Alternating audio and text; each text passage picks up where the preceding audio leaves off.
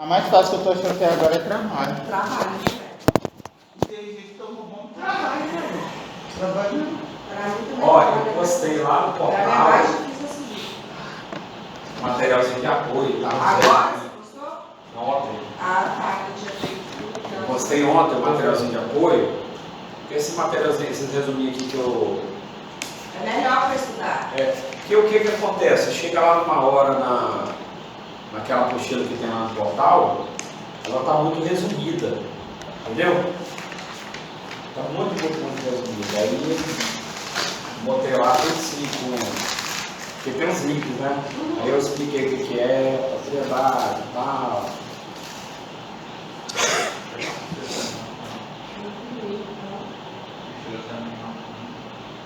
Não, essa sala é pior que eu não quero estar com isso. Aquela ali? Sei não. Essa aqui é pior. Que é aquela ali? O cheiro dessa aqui é pior que Bem o pior Ah, que lá. cheira. O cheiro aqui é pior que lá. Lá não estava tendo não, mas semana passada eu fui dar aula lá. Nossa. Foi tenso. Eu lá que esse não passava bem, tá? A menina foi embora, eu tô simples, foi embora. Gente, aula passada então, a última aula que a gente teve, a gente falou das. A estrutura não reclamando agora. É porque esse semestre está complicado mesmo, porque até eles ajustarem a parte elétrica, até começar a fazer a questão dos ar-condicionado, foi limitado na questão de sala. Semestre que vem vai melhorar, porque a empresa já está aí, porque essa empresa não podia mexer porque não tinha parte O elétrica. gerador, aquele negócio grande, né? Que eles colocaram. Não era gerador não, a parte elétrica não suportava, não estava suportando. Aí eles botaram, eles gastaram tipo 1,5 milhão só de parte elétrica. Eles já tinham fazer toda a parte elétrica. Você tem ideia? Aí agora tem mais a questão da empresa do ar que está fazendo a parte de. Né? Manutenção, É, a empresa que está fazendo. Não, eles estão fazendo primeiro o que precisa, de você trocar. Ah, levantamento. Levantamento, para começar a trabalhar. Para semestre que vem já está tudo certinho. Então, assim, não é falta de investimento, é questão de tempo mesmo, né? Também não dá pra ficar mexendo com aluno na sala. Mas pode reclamar da manhã mesmo. Porque se o SUT é feito. É. Se não reclamar do professor, tá bom. O professor tá suave.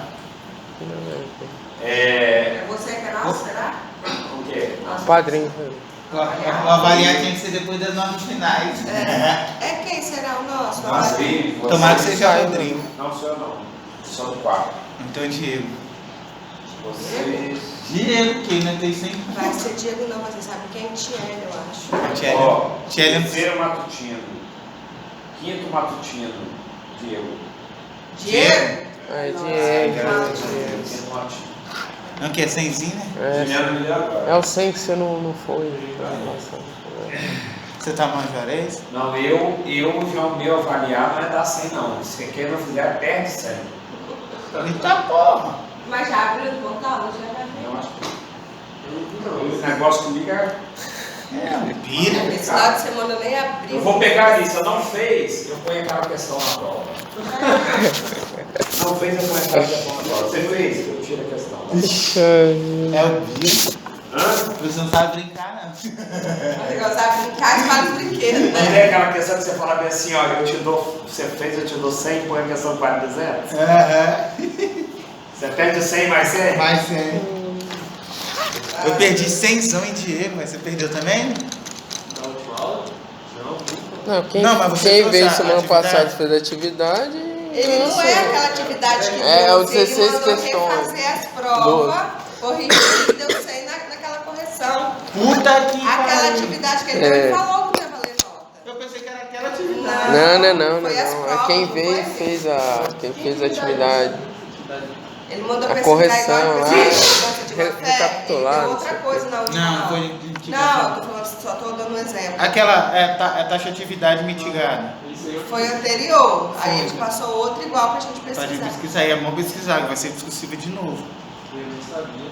Eu acertei a discursiva porque Aquela eu fiz, foi né? uma merda, eu fiz também, eu pesquisei. Eu e a fiz, eu hora- não entendi Deu nada. branco. Ele falou que sabia o que eu queria dizer, mas eu escrevi pouca coisa. Eu botei quase eu coloquei quase o trabalho todo, Você não né? existe. Na discussão. Não, mas pior que aquela eu lembrei mesmo. Eu E coloquei. você botou mais do que você botou no trabalho, eu acho. Não, ali foi. Rapaz, eu fui lá fazer negócio da defensoria. A É uma prova. prova. 20 e poucas questões, 9 discursivas. Duas pragas que eu nunca vi na vida. 9 discussivas. 9 discursivas. Eu olhei assim e falei, Qual? Jesus. Aquela. É um estágio ou é um... Aquela. Eu já vou ser o quê? Eu já vou ser defensor, É o defensor concurso. público? Porque, pelo amor de Deus. Aquela que eu botei no Mas grupo faz lá. isso, você faz o defensor público. O defensor público, o estagiário se vira lá. É? O defensor público só faz assim, atende lá. Você atende, você faz, você entrega tudo para o defensor. Ele só vai dar uma corrigida ou não, manda você refazer. Então por isso que a prova é do nível para ser defensor. É hard, nível hard lá. Rodrigo, na hora que eu comecei a ler, eu falei, eu acho que eu tô fazendo faculdade errada. Ó, você vai fazer do MP lá também, mesma coisa. Por quê? Porque os caras querem pegar a gente para ensinar.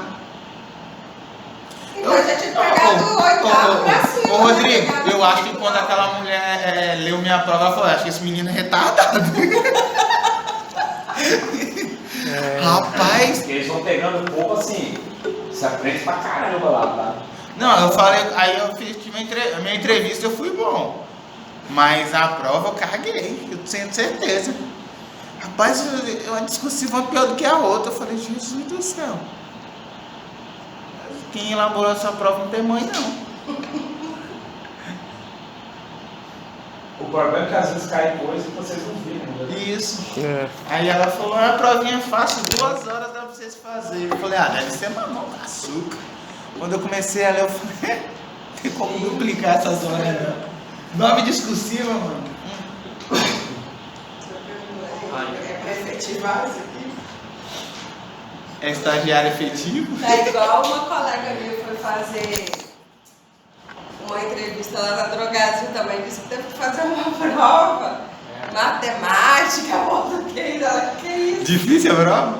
E a começou de pós-graduação lá. Eu considero, eu acho, é porque, tipo assim, Pra quem tá vai preparado. estudando, Mas na realidade o que acontece, cara? Você trabalha lá, você tem muito sistema, né? Pra poder. Não, pra mim falaram Quem não, hoje em dia quem não sabe mexer em computador não arruma emprego. Pessoal, hoje ninguém vai pra uma entrevista de emprego já esperando fazer uma prova. Foi igual. Quem tá fora da escola e há muito tempo, você pegar um negócio de matemática português Não, é igual. foi Ainda mais no igual, Drogasil, foi igual paga essa bem parada pra aí. caramba. Falaram Paga assim, bem ó, a é uma Drogasil? Então, na entrevista. Drogasil é 3 contos, 6 horas. Caramba! Fora a comissão de venda. Não, mas- É do BNH, sim, mas eu vou pra lá.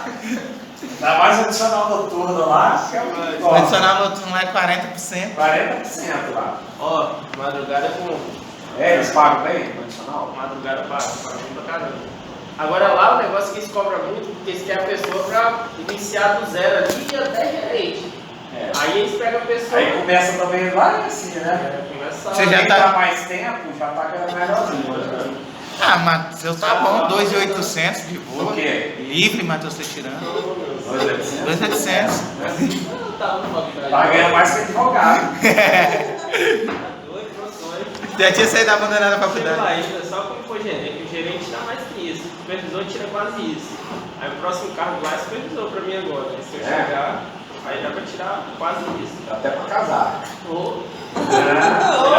Melhor ficar solteiro que sobra. É, também te falo. Ó, te garanto. É porque até namorando o dinheiro não sobra, não.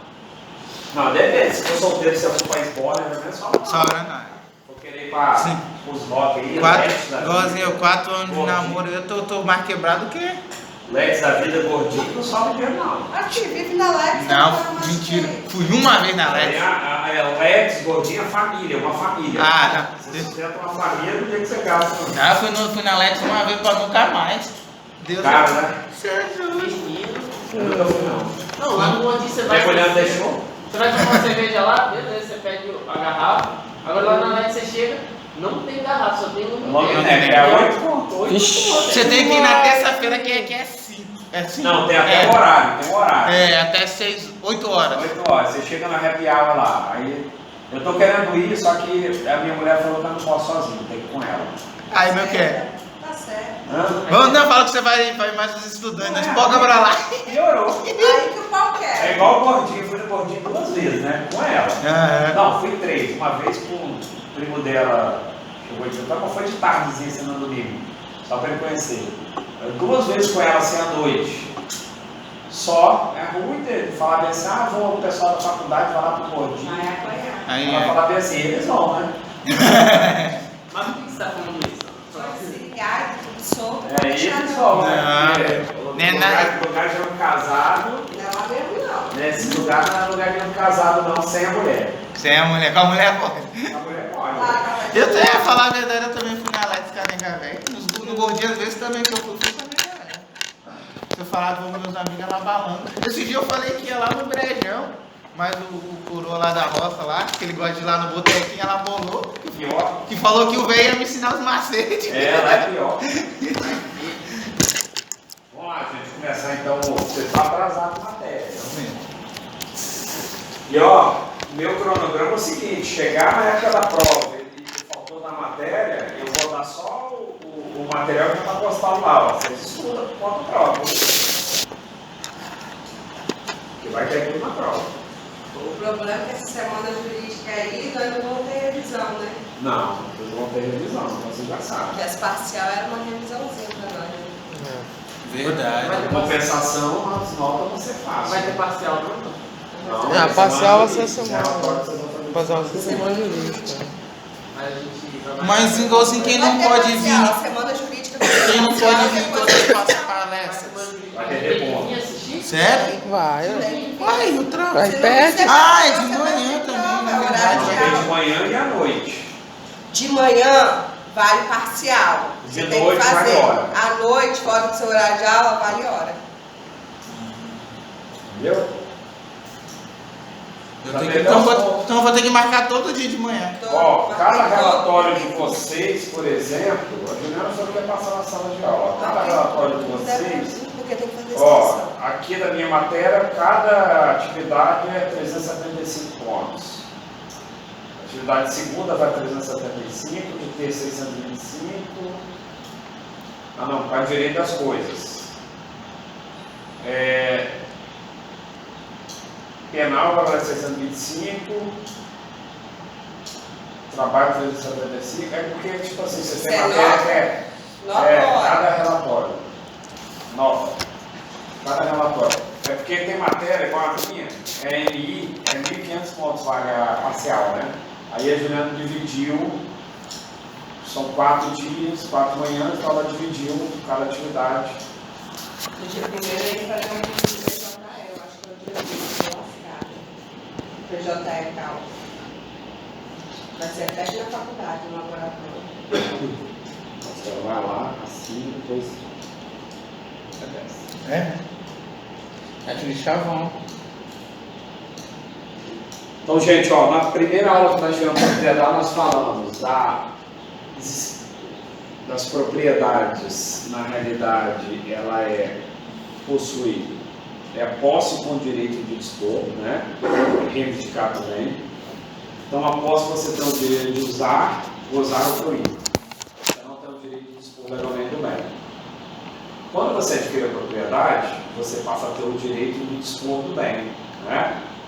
Dispor de forma legal, porque quando a gente vende posse, você não vende, você transforma a sua posse, você transmite a sua posse para o outro de uma forma onerosa. Ou seja, o outro ele consegue somar o tempo que você ficou lá para eventual legalização no futuro ou uso caminhão, o que quer que seja.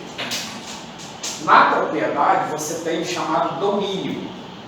Quando você tem propriedade, você tem um domínio. Por que você tem um domínio? Porque você tem um domínio sobre todos os poderes, que é o direito de usar, né?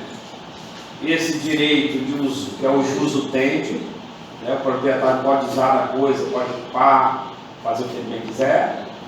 O direito de fruir ou gozar, que é o jus fruendi, você pode explorar a coisa, obter renda economicamente, né?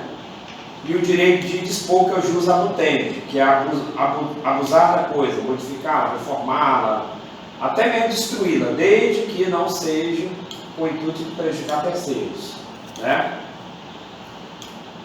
Então essa disposição, esses três poderes também vem acompanhado do quarto elemento, que é o de reaver, né?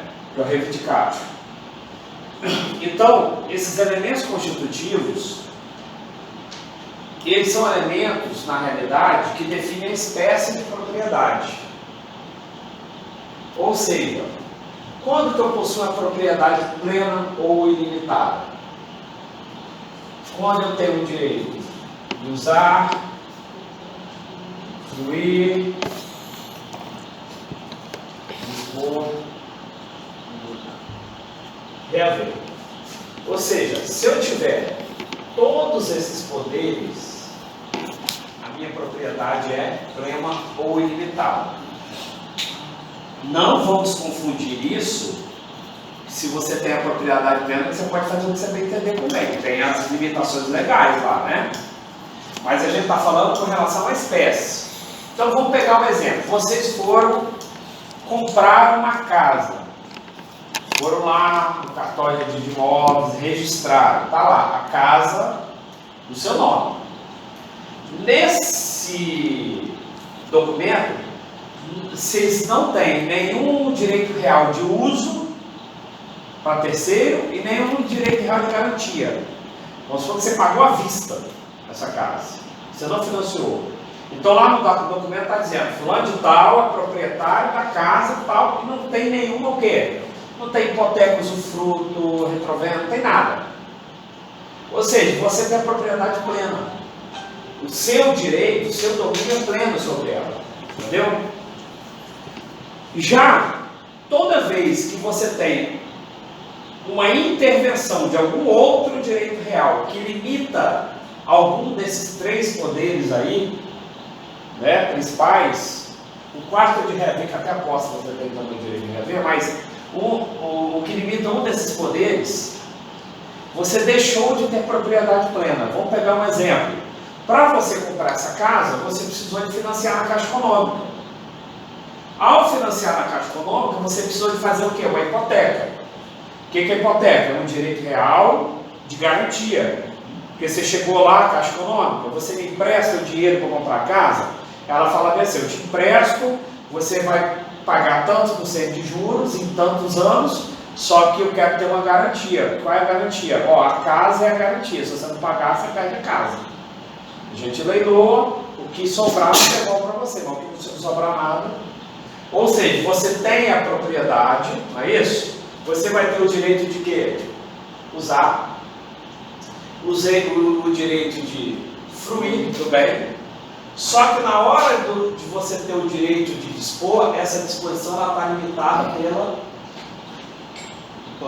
hipoteca. Porque não é que a hipoteca por si só proíbe a venda. Não é regra geral.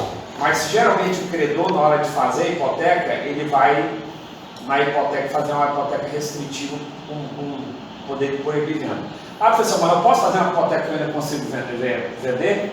Pode. Por exemplo, você tem uma propriedade rural de 100 alqueires.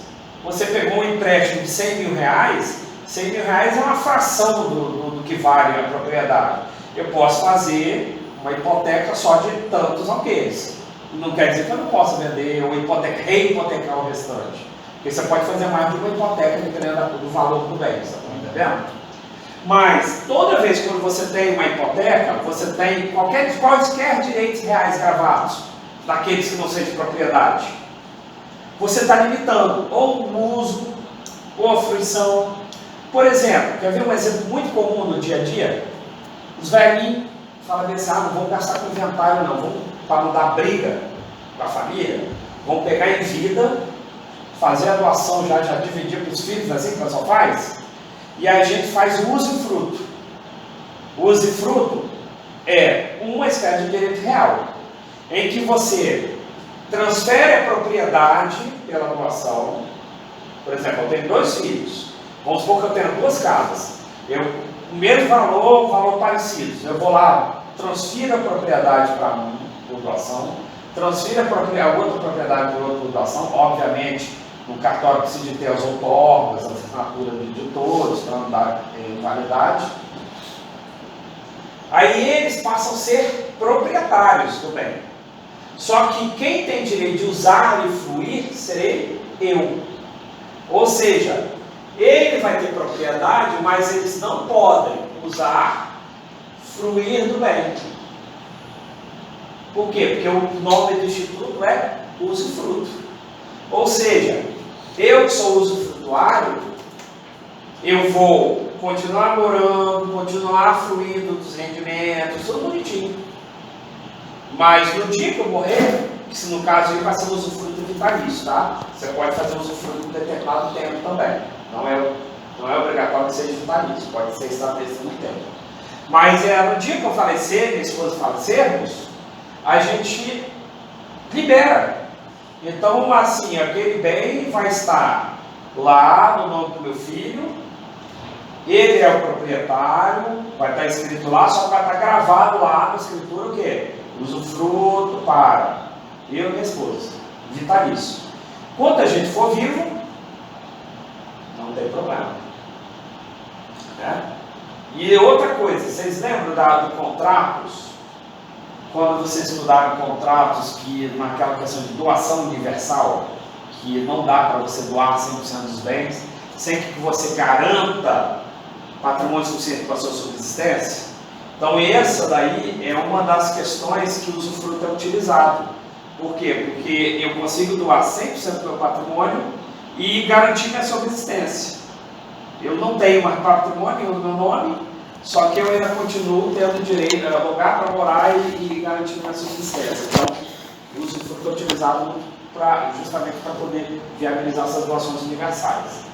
Então, quando você tem algum dos poderes restritos, você não possui direito sobre os seus poderes, você vai ter uma propriedade o quê?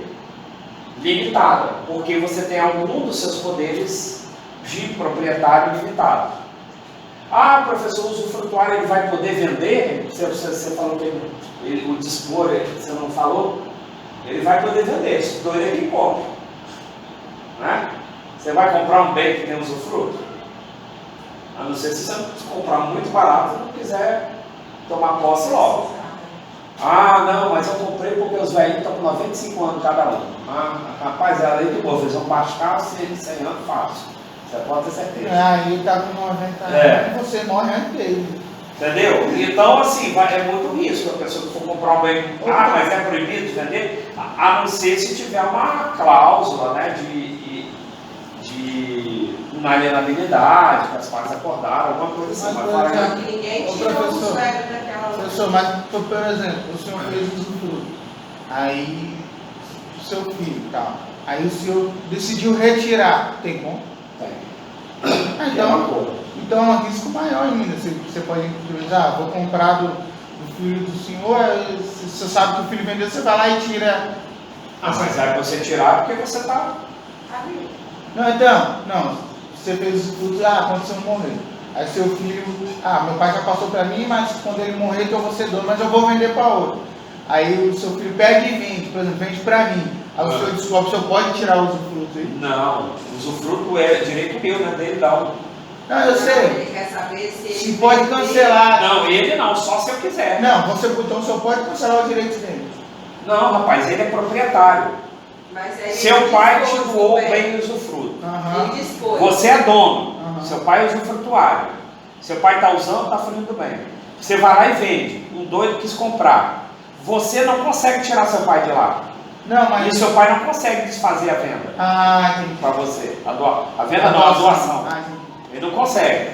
Só consegue se for naqueles casos da doação, Se precisar vender o bem para sobrevivência. Não, aqueles casos de revogação de doação. Se ela atentar contra a vida do pai, por ingratidão, sim, lembra? Aí pode até ser, mas fora isso, não. Vai continuar valendo. Ou seja, você vai proibir que venda? Você não pode proibir que venda.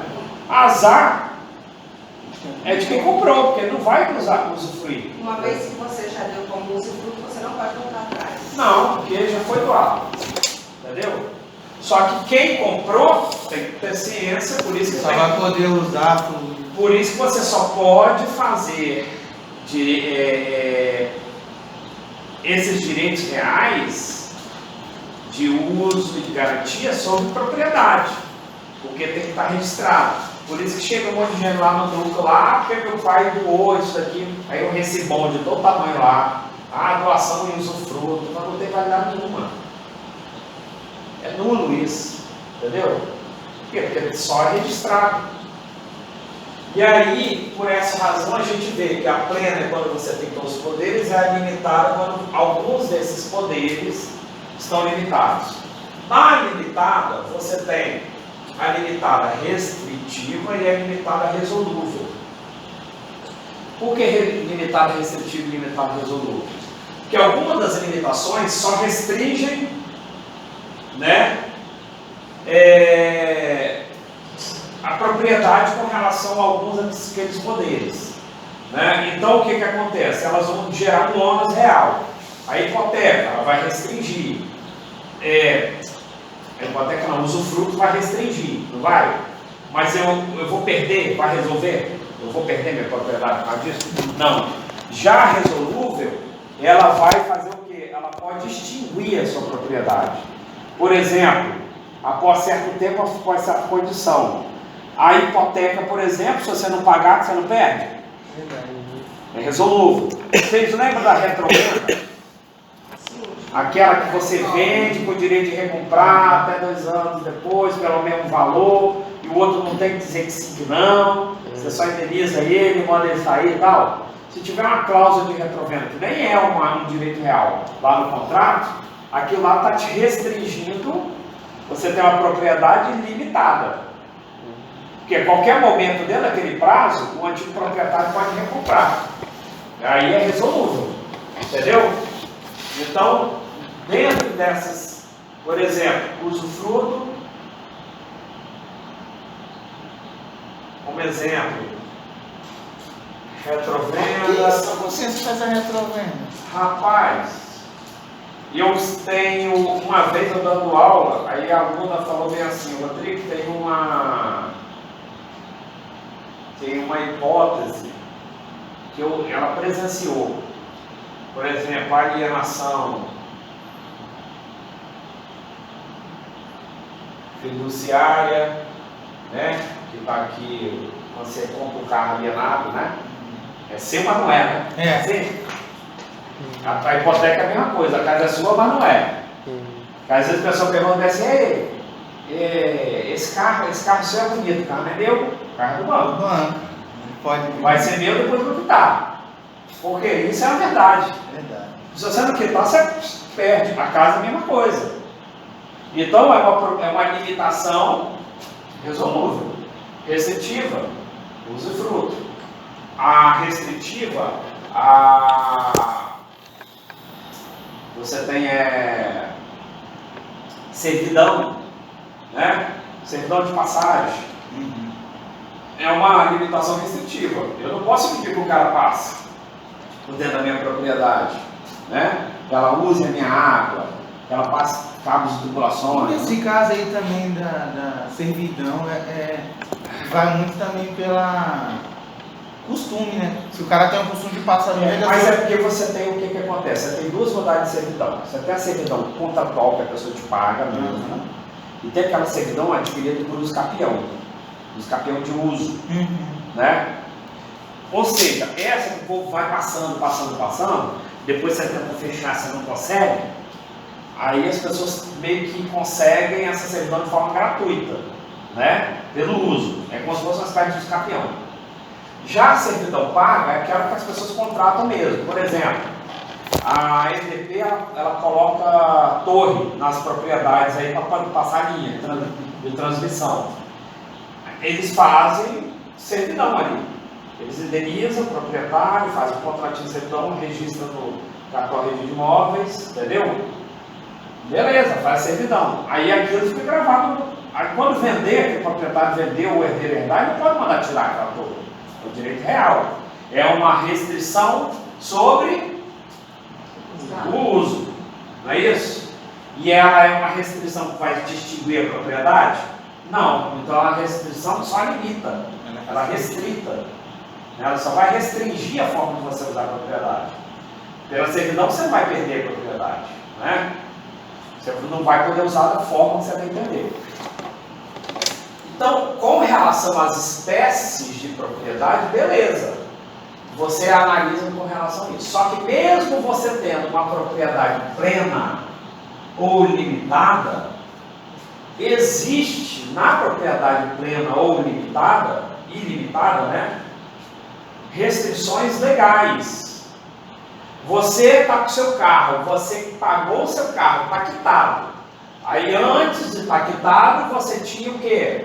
Um problema de dispor, né? Que era alienado ao banco, você não podia vender. Você quer, em tese, tanto é que quem vende pode responder por estelionato, você sabe, né? Você quitou a hipoteca, não, você quitou lá o financiamento do carro, a alienação fiduciária. Deixou de ter o quê? A propriedade limitada resolúvel e passa a ter propriedade o quê? Plena ou ilimitada, não é isso? Porque se eu não pago, se eu já quitei o carro, bom, agora o carro é todo meu, não é mais garantia de nada. Beleza, o carro é meu. O carro é meu, eu posso fazer o que eu quiser com esse carro? Pode. Depende. Se eu quiser fazer com o carro, no carro é uma coisa, com o carro é outra coisa. Tá, porra. Eu posso fazer o que eu quiser no carro. Eu posso tunar, eu posso trocar roda. Só que mesmo assim, Tem que respeitar. você tem que respeitar a lei. Com o carro eu não posso fazer. Eu posso andar na velocidade que eu quiser, andar com ele na praia, não pode, entendeu? Então, mesmo você tendo uma propriedade ilimitada, possuímos limitações estabelecidas pela lei, limitações estabelecidas pelos costumes, né? Limitações jurídicas, limitações até voluntárias, quando você faz a limitação aqui a maioria é voluntária, né? Nós temos limitações estabelecidas, até sociais, para você ter uma ideia. Então, quando a gente analisa isso, mesmo tendo uma propriedade ilimitada, eu consigo limitar ela? Consigo, voluntariamente. Professor, você quitou sua casa, não tem mais hipoteca. Fui lá, quitei minha casa, não tem mais hipoteca. Deixei de ter a propriedade limitada de forma resolúvel, passei a ter propriedade ilimitada. Não é isso? Porque tem, a casa é minha. Se eu quiser, eu consigo limitar novamente? Consigo. Não, limitar mesmo, aqui ó. É só ir lá e refinanciar a casa. Preciso do empréstimo, vou lá e refinancio. Então é uma limitação o quê? Voluntária, não é? Limitação voluntária. Eu tenho limitação dada pela lei. A lei limita o direito de vizinhança. Eu não posso fazer o que eu bem entender. Festa tal, tais horas da noite, tal. Eu tenho que manter o bom senso com relação aos vizinhos. Eu tenho Eu tenho a limitação jurídica, né? A limitação jurídica, você tem, às vezes você tem o direito de dispor, fazer o que bem entender com ela, mas se o seu direito de dispor for com o intuito de prejudicar terceiro, você está abusando do seu direito. Se você tem limitação jurídica, você pode sofrer desapropriação, né? Uma ação judicial. Você pode ter a limitação jurídica, sofrer um embargo em alguma obra, alguma coisa que você está fazendo, né? Você tem a limitação legal, que é da lei, e tem uma outra limitação que é interessante, que é taxada como limitação social. Isso daqui, o que acontece? Essas limitações de ordens sociais. O artigo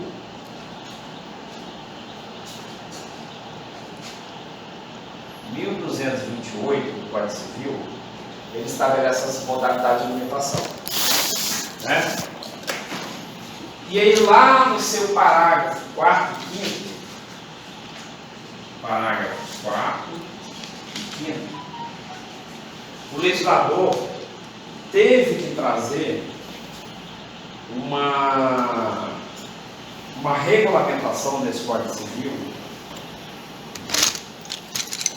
essa regulamentação para evitar um problema sério que aconteceu quando a gente fala da posse de boa-fé.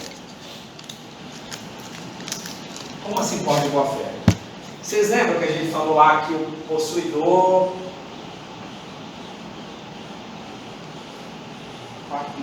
de boa-fé, ele tem o direito sobre as accessões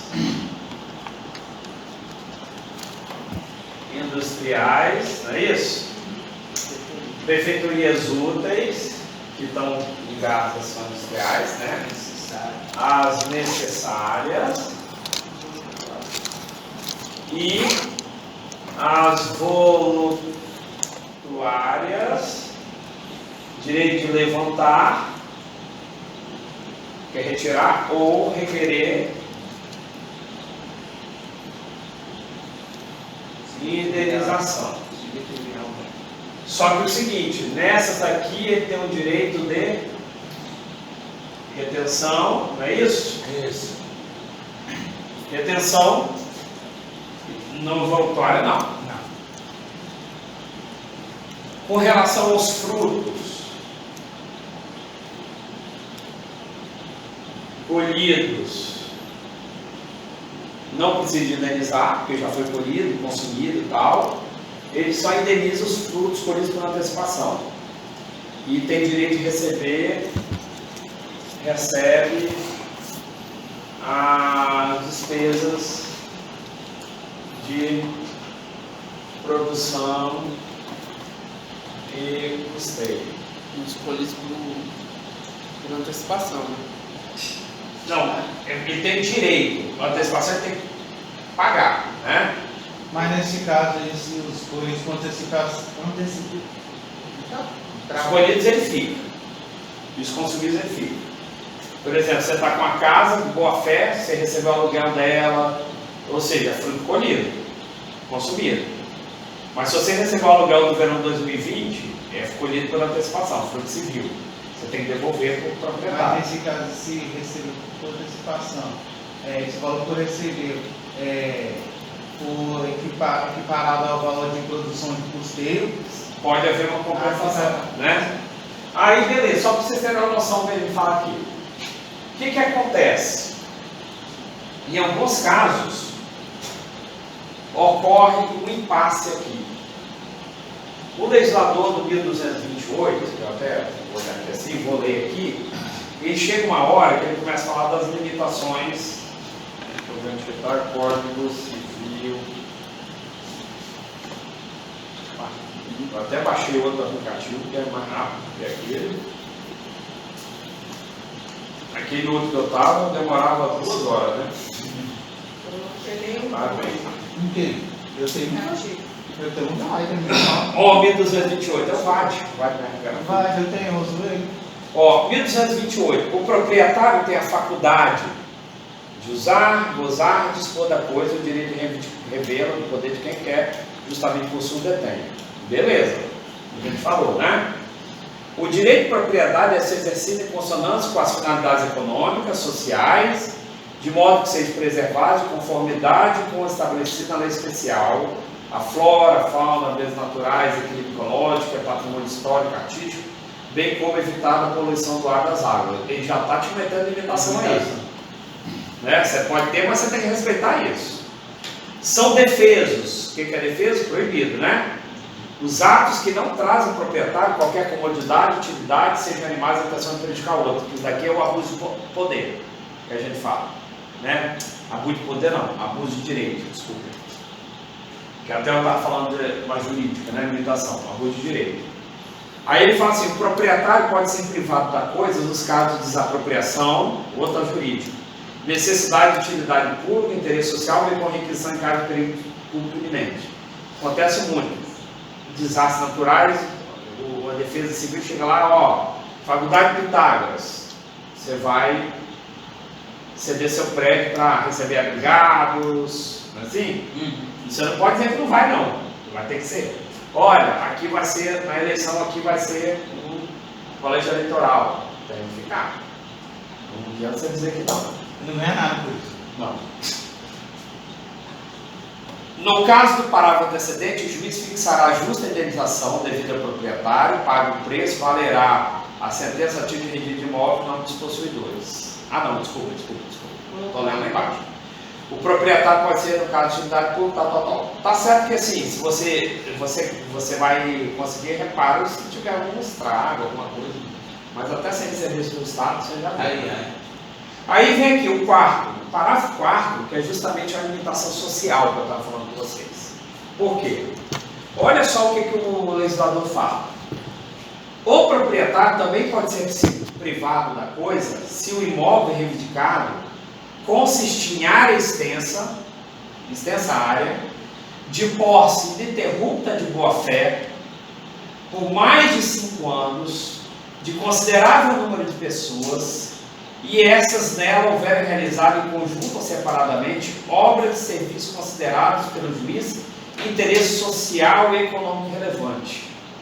O que ele está falando? Ele está falando o seguinte, ó, vamos supor que você tem uma área boa.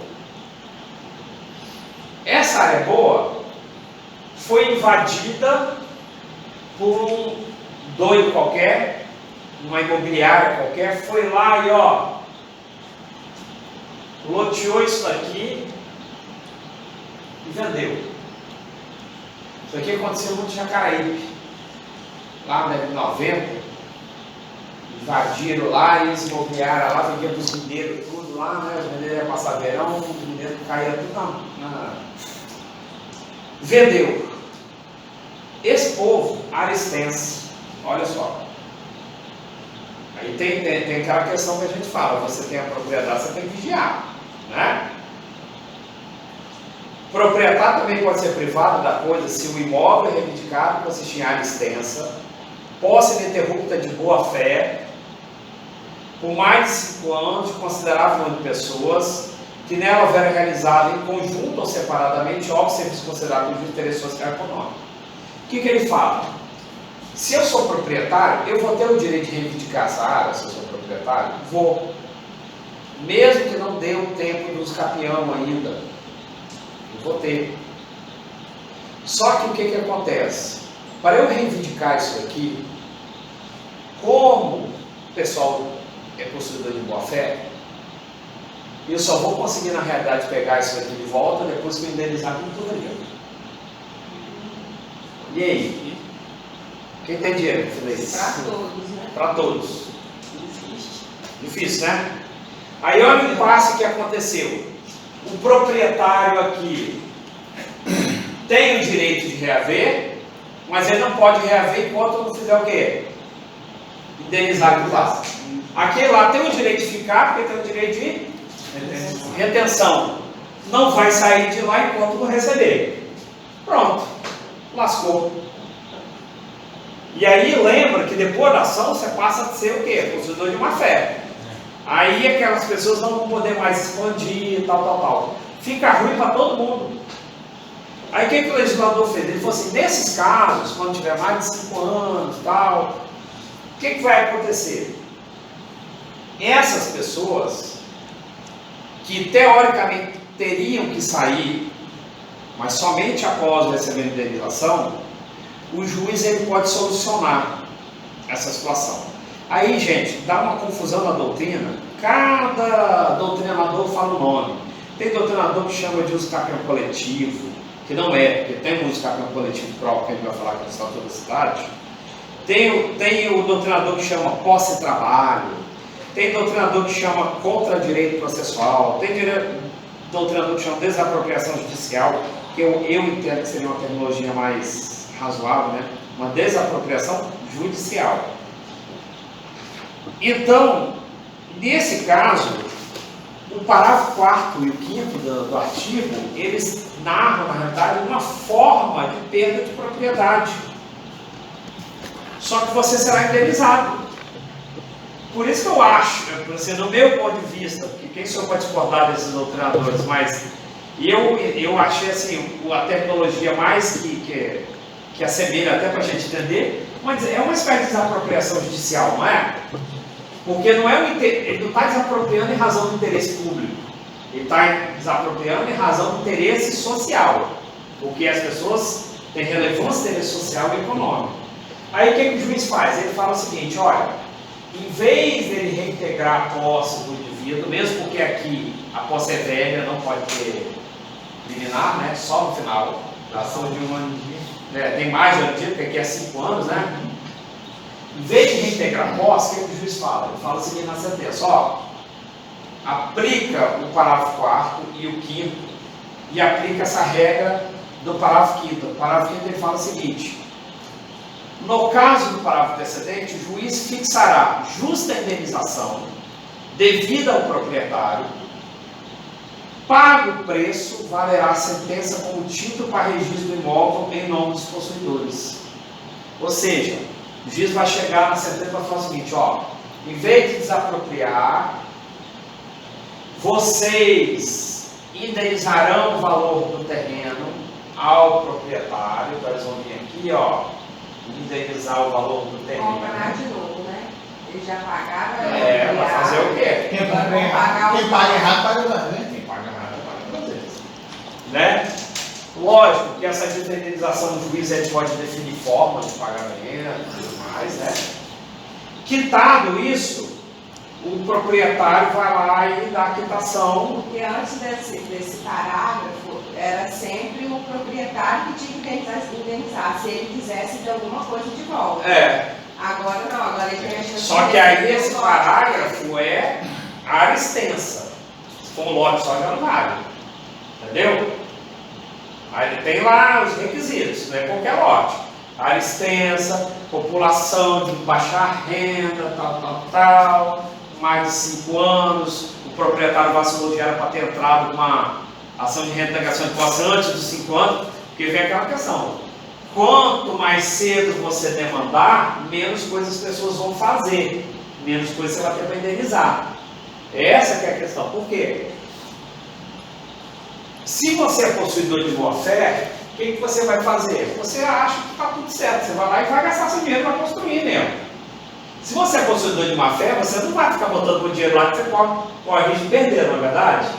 Então, uma pessoa que está de boa fé é uma vítima, de uma certa forma, lá. Ela vai perder. Só que se você é proprietário e você vigia seu bem, um mês o povo entrando lá, dá tempo de você poder eliminar. Por isso que existe a questão da ação de força nova, menos de ano dia. Eu entro com a reivindicatória para reintegrar minha posse e pedir eliminar. Entendeu?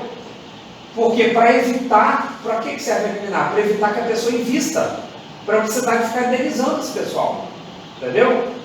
Então, mas aí a lei fala assim, se o cara deixou o povo 5 anos lá, nunca entrou com uma ação, você está entendendo? Depois ele entrou com a ação, aí complica. Porque o pessoal já gastou o que tinha que gastar, já investiu o que tinha que investir. Entendeu? Esse é o problema. E aí, gente, isso daqui está basicamente na linha fronteiriça, essa regra, com o uso capião coletivo constitucional, que é do Estatuto da Cidade, artigo 10, que nós vamos falar nas próximas aulas. Por quê? Porque lá no artigo 10 da lei do Estatuto das Cidades, ele fala basicamente assim, as pessoas podem entrar com uso capião de área, onde somando os possuidores,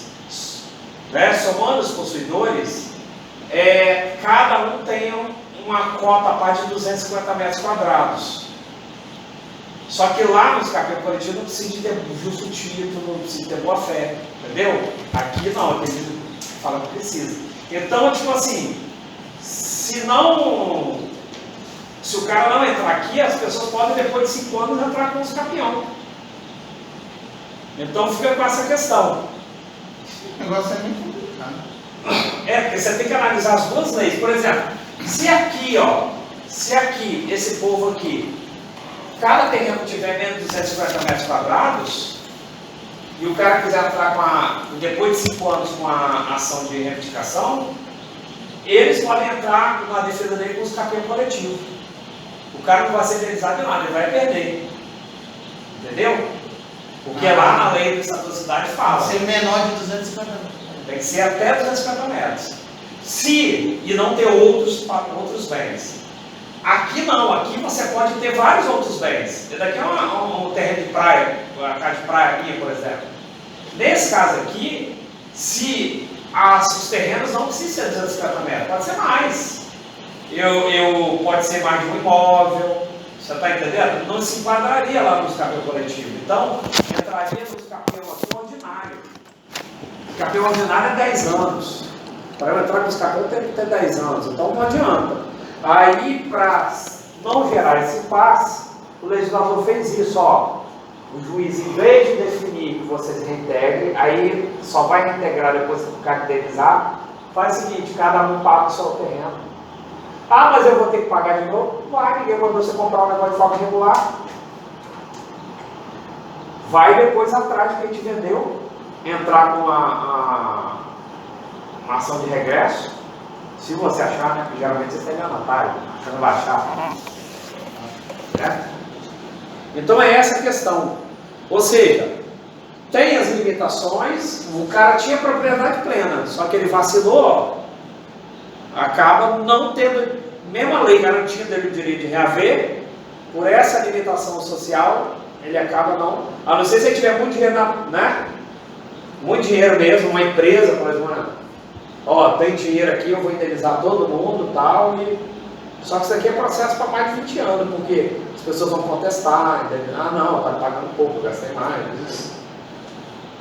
É aquela questão, né?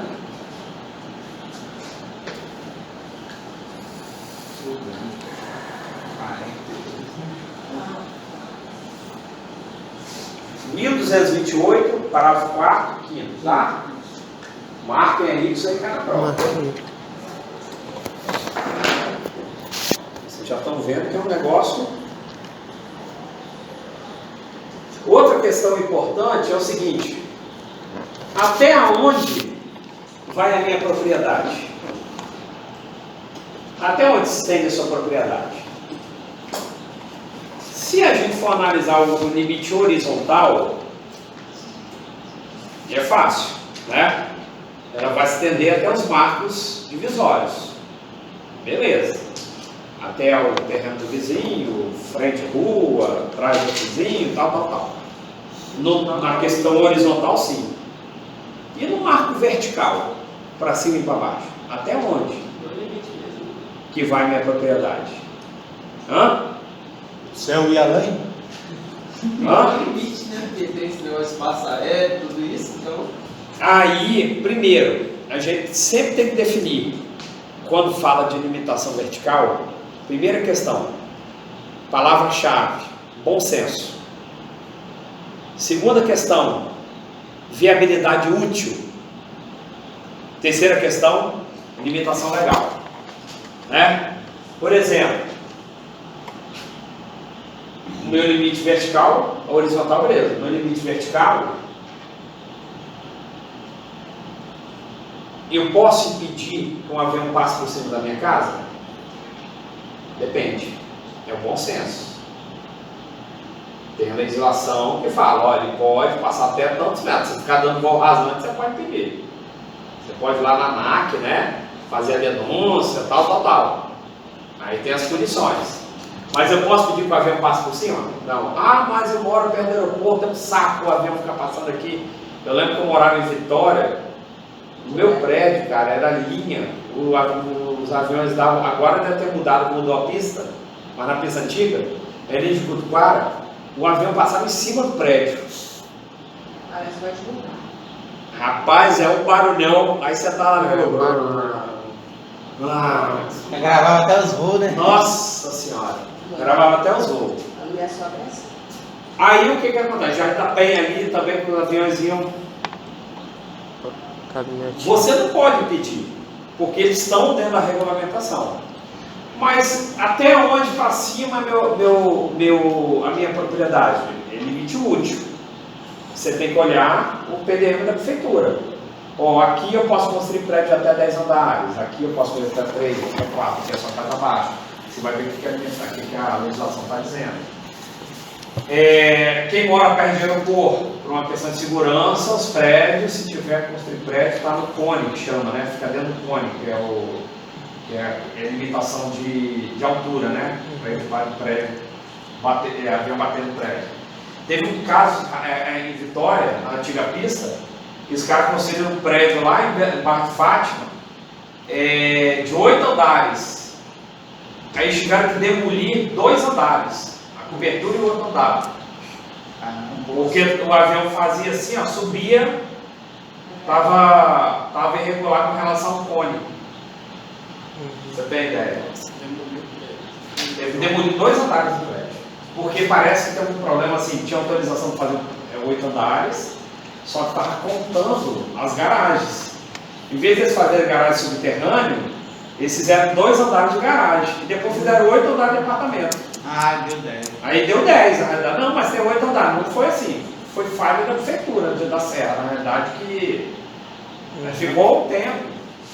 Na justiça, aí depois tiveram que demolir. Foi até a demolição. 2 andares.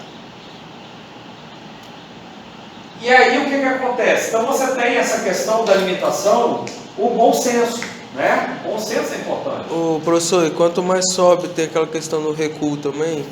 Quando sobe a casa, faz um andar assim, tem um recuo. Não, mas você pode subir, eu estou falando para cima. O recuo já vem do PDM, né? O recuo já vem. Já vem do PDM, aí cada município tem um, né? Você tem o primeiro andar, o segundo tem que recuar quantos metros. Aí já vem do PDM, mas eu estou falando assim, para cima mesmo, até onde eu posso mandar. Assim, né? entendi. Hoje em dia nem dentro da sua casa você pode mais usar drone, tem uns, não tem? Você vai por aí, drone de imitação, né, para subir, tal. Aí, gente, deixa eu ver aqui onde que está. Só mais uma informação aqui.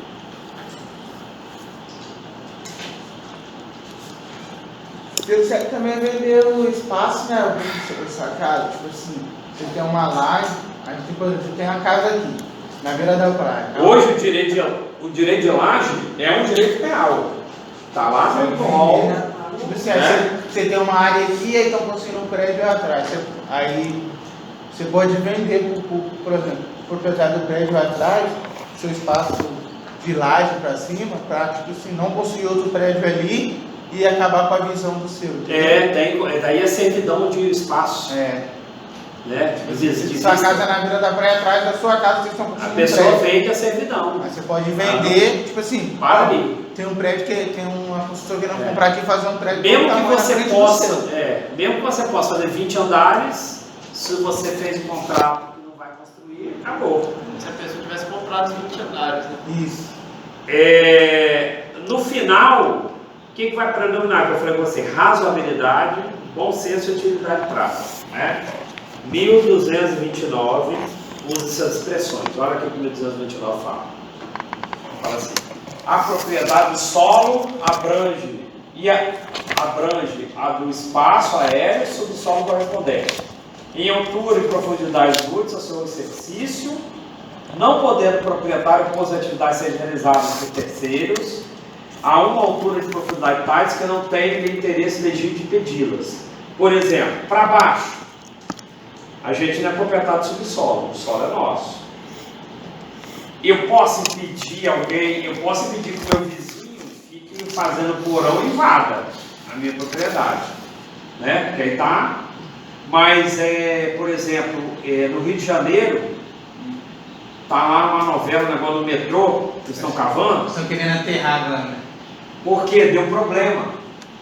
Desestabilizou todas as propriedades que estavam em cima. Rachadura, aquele negócio todo. Teve casa que caiu uma época, uns anos atrás, morreu até gente. Aí foi embargado. Ou seja, se não atrapalhar a minha casa, beleza. Eu não posso falar, não quero a linha do metrô embaixo da minha casa. Não tem que querer. Mas a partir do momento que atrapalha, que começa a gerar risco, aí você pode entrar com ações para embargar. Então, basicamente o 1229 ele é taxativo com relação a isso.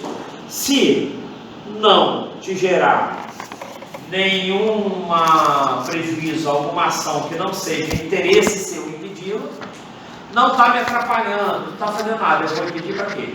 Né? A propriedade do solo não abrange as jazidas minerais, demais recursos naturais, potenciais de energia hidráulica, monumentos arqueológicos, bem os referidos na lei especial. Traduzindo, Ou seja, se você achar alguma coisa de valor, não é seu. Depende, nós vamos falar disso daí, depois do intervalo. O proprietário do solo tem o direito de explorar os recursos minerais, de emprego imediato na construção civil, tá? Estou usando o barco para construção civil, desde que não submetidos à transformação industrial obedecidos toda a lei especial. Aí eu tenho lá um negócio que eu vou mandar para a indústria para mandar de volta. Aí não, aí eu... Propriedade presume-se plena e exclusiva até prova contrária. Então qual é a presunção? Você tem propriedade plena e exclusiva. Os frutos e demais produtos da coisa pertencem a coisa separada ao seu proprietário, salvo se prestígio especial couber para o outro. Beleza. Depois do intervalo, eu vou passar para vocês uma questão que é sobre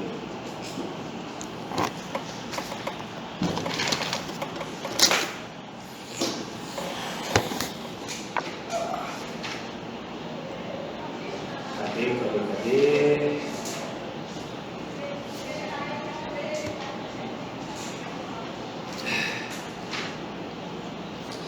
Formas de aquisição de propriedade, né?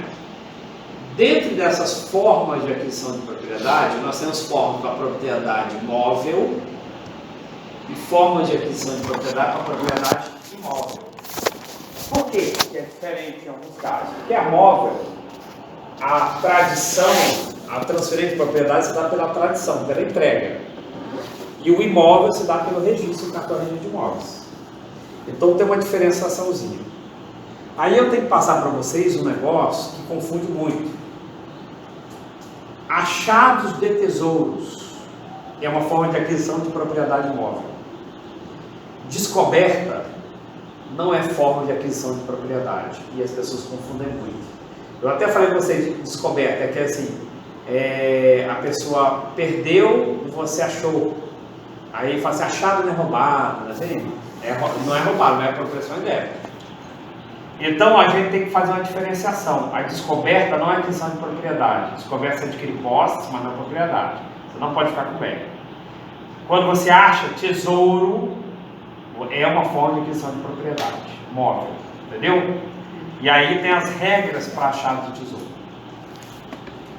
E aí vem essas questões que a gente vai analisar, tá? Tu achar tudo no sapatinho. Agora o mercado negro. Velho.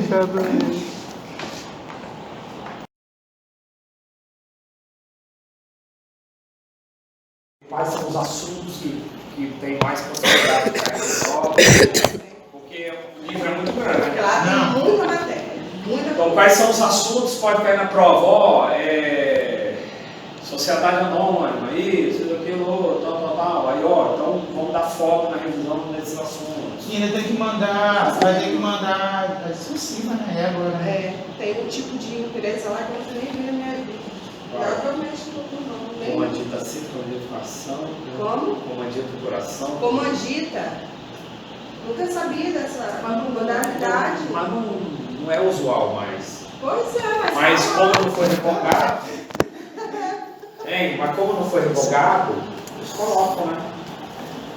É mais saber os conceitos. Eu falo porque eu trabalho um pouco com isso. Eu não sei, ficava sabendo, amigo, essas mas coisas, hoje em dia no Brasil é mais limitada, ilimitada, que hoje em dia tem as leis aí, né? EIRELI, Sociedade Anônima e MEI é ilimitada, né? O MEI não é ilimitado. Traduzindo, tem que estudar, para mim só falo latim. Entendeu? São só essas, o resto, comandita simples, comandita corações, né? Entendeu? Eu vi esse negócio de comandita, gente, isso existe. Comanditante, comanditário, não sei o quê. Tá lá, tem atividade sobre Tem. Tem, se tem, cai, tá? Só Jesus. Gente, vamos lá, ó. Aquisição de propriedade. Forma de aquisição de propriedade. Nós temos forma de aquisição de propriedade móvel e de propriedade imóvel. Diferencia um pouco entre elas, tá? A aquisição de propriedade, eu vou começar a falar com móvel. Primeiro, quando a gente fala em aquisição de propriedade, a gente tem duas formas de aquisição de propriedade. É a mesma regra da aquisição de posse, lembra? Originária e derivada. Lembra? Originária e derivada. Originária. Ninguém me transmitiu o quê? A posse. Propriedade. Originária. Ninguém o quê? Transmitiu a propriedade. Ou seja, quando a gente fala de aquisição, vou até baixar aqui. Esse móvel aqui. Quando a gente fala da aquisição originária da propriedade, nós temos duas regras para a originária. Ninguém me transmitiu a propriedade, ou ela veio sem ser de ninguém antes. Por exemplo, aquisição de originária de propriedade. Você foi para o alto mar e pegou um peixe. Ou seja, ocorreu a ocupação, né? Ninguém era dono desse peixe antes. Você foi lá, pegou esse peixe, foi uma aquisição originária de propriedade, que era a ocupação, né? Ninguém era proprietário e ninguém me transmitiu. Você pula a cerca de uma propriedade rural, vai no açude e pega o peixe. Tinha um proprietário aquele peixe? Tinha, mas ele não te transmitiu. Então continua sendo o quê? Originário. Entendeu? Uma espécie de uma apropriação indébita, o que quer que seja. Entendeu? Ou seja, você tem duas formas de ter a aquisição originária da propriedade. Você tem a aquisição originária da propriedade porque aquele bem nunca teve proprietário. E você tem a aquisição originária da propriedade porque mesmo aquele bem tendo proprietário, ele não te transmitiu. Você foi lá e tomou a posse do bem. Por exemplo, se a gente for analisar o uso capião, é uma forma de aquisição originária de propriedade. Aí você fala assim, poxa, mas confunde, né? Mas não tinha um proprietário anterior? Sim, mas ele não te transferiu a propriedade. Você foi lá e fez o quê? Não. Tomou a posse. Ou boa fé, ou má fé, não importa não. Mas o indivíduo não te transmitiu a posse, em regra geral. Então, quando a gente fala de aquisição originária da propriedade, o indivíduo torna-se dono, né? Aí você tem duas questões. Torna-se dono, né? De uma coisa que jamais esteve sob o senhorio de alguém, ou não foi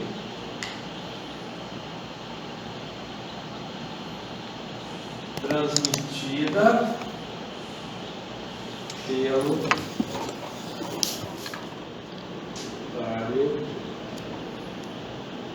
anterior. É isso?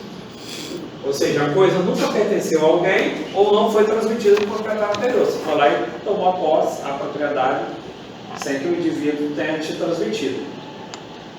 Já a derivada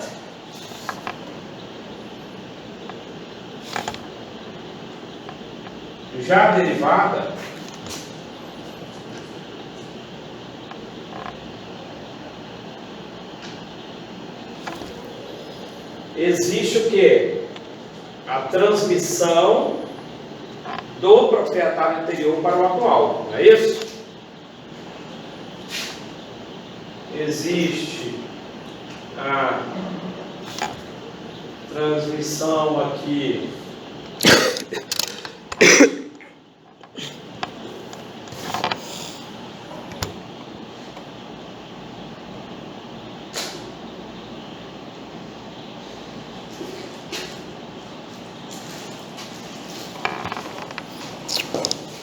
pro atual. Então, quando a gente analisa essas formas de aquisição de propriedade como um todo, né? Tanto móvel quanto imóvel, a gente verifica essas duas modalidades. Ah, isso aqui na prática tem alguma relevância? Às vezes não, mas da teoria tem, porque se cobra muito isso daqui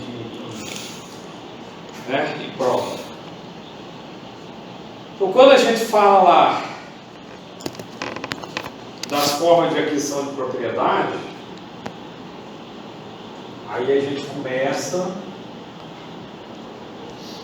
com a aquisição de propriedade imóvel. Então, quando a gente fala propriedade imóvel, nós temos uso capião de bem imóvel, nós temos a ocupação,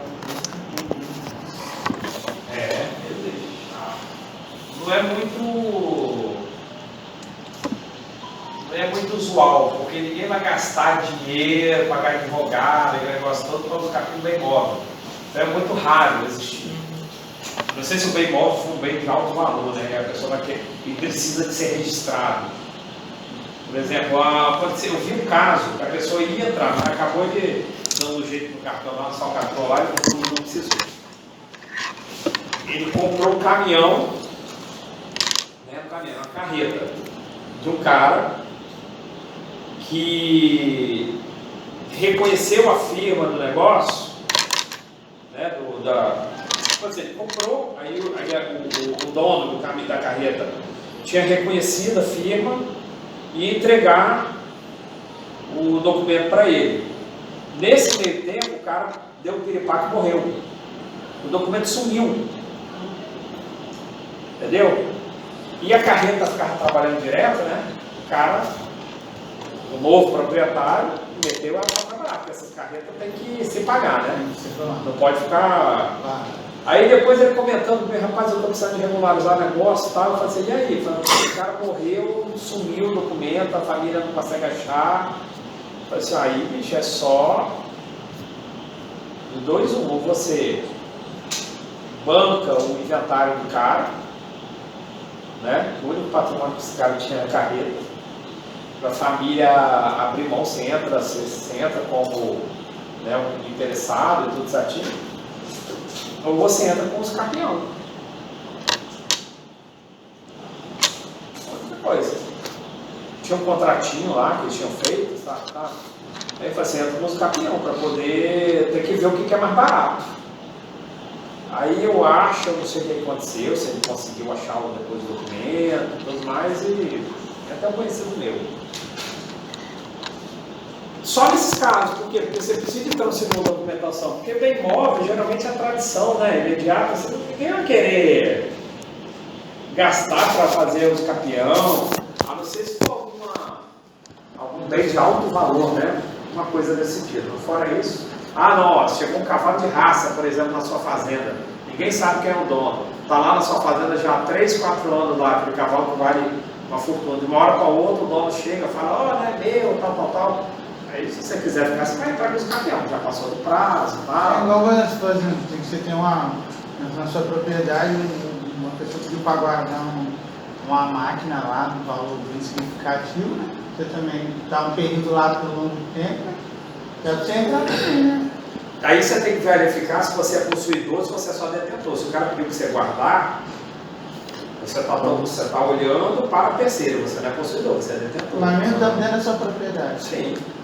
Depende, entendeu? É isso que eu estou falando. Abandonar uma coisa lá na minha propriedade, tal, achei.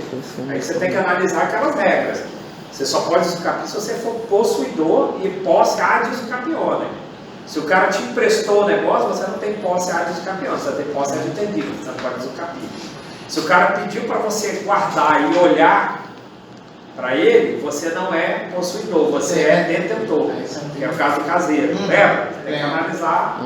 Você viu que é importante a gente ter em mente a questão da classificação da posse? Porque aqui, na hora aqui, a gente tem que argumentar tudo aquilo. Tudo isso aqui a gente tem que voltar e pensar lá. Para ver se Eu cabe disse que não teria como aprender propriedade primeiro. Aí, o uso capião, ele tanto é pouco usual no imóvel, que o legislador também não deu muita ênfase não. No imóvel, rapaz, no imóvel, começou com 2, hoje já tem 7 ou 8 tipos de uso capião. Aqui não, aqui começou os 2, mantiveram os 2. Nós temos 2 modalidades, uso capião, uma modalidade ordinário e uma modalidade extraordinária.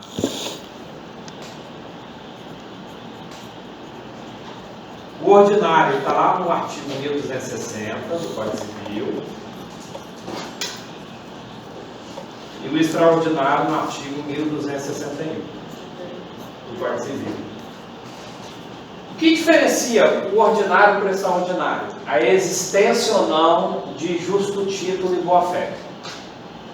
Por quê? No ordinário, os requisitos são posse por 3 anos, justo título e boa-fé,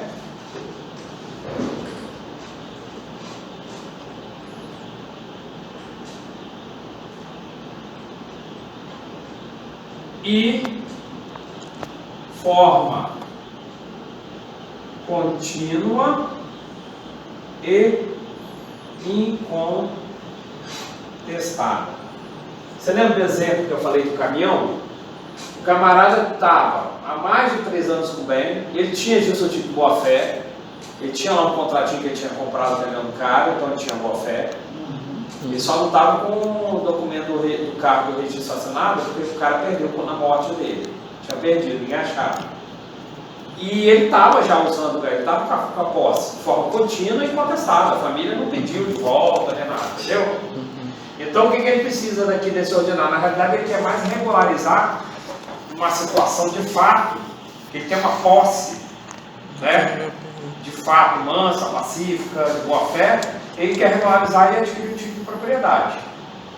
Como o caminhão é um bem que necessita de registro, um automóvel, uma moto, um barco, um avião, um navio. O navio nem é considerado bem imóvel, é considerado bem imóvel, você tem ideia. Ele se movimenta, mas pela legislação é bem imóvel. O que acontece? Você entra com a ordinária. Por quê? Porque a ordinária, por você ter o justo título de boa-fé, o legislador ele te deu pouco tempo. Ele te dá um benefício, ele deu 3 anos. Com 3 anos você pode pleitear o uso capião. Já a ordinária, os requisitos mudam. Por quê? Porque a ordinária não exige justo título de boa-fé. Extraordinária, desculpa. Não exige justo título de boa-fé. Então é aquele que o cara está com a posse, porque o caso do cavalo que apareceu na propriedade dele, ele não tem justo título de boa-fé. Mas ele também não tem, ele pode ter boa-fé, mas não tem justo título.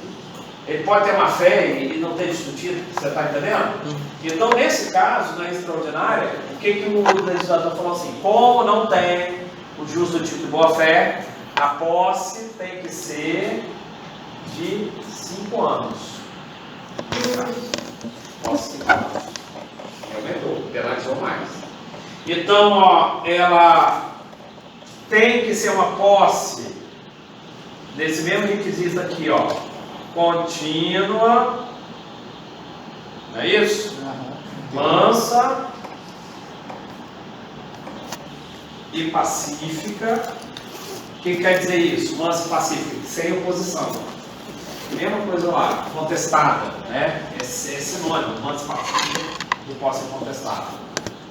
Então você está lá com bem, mesmo que você não tenha justo título, né?